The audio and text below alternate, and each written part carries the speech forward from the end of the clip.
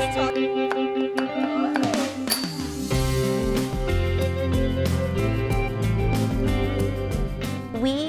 tell people in our profession that children learn best through play.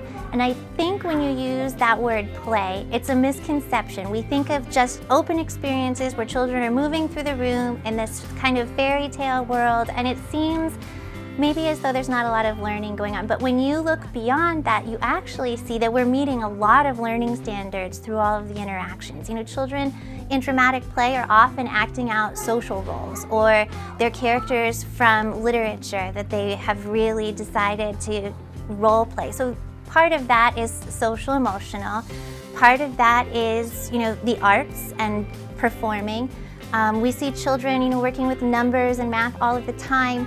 We can see, you know, children basically in all areas meeting multiple learning standards across domains at all times. When we put together an activity and reflect on it at the end of the day, we typically see that we have about 5 or 6 standards just for one activity. So when we are in the art area, we're using tools. Tools falls under science. When you're working with something like finger paints, that's a sensory experience. It can also be science. But if we are making letters in it, we are then using literacy skills. If we're talking about our creations, we're using language skills.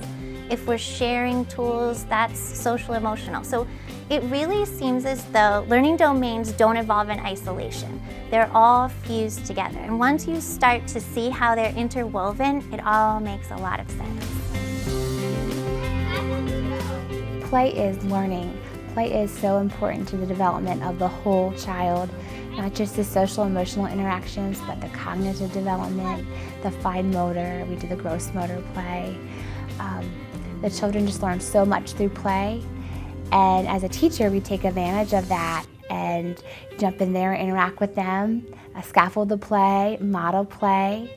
Beginning of the year, I'd say most children are engaging in more associative play, where they're playing with the same materials, but they're not doing the sharing and the turn-taking and the role-playing. And as the year moves on, they're doing more of the cooperative play, where a lot of the social learning takes place.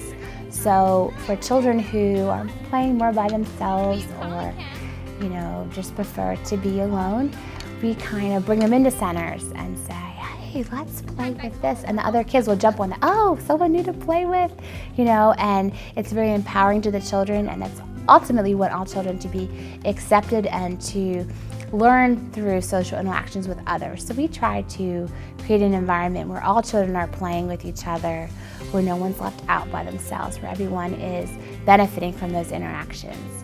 And play, play, play, play. We learn so much from those children through their play.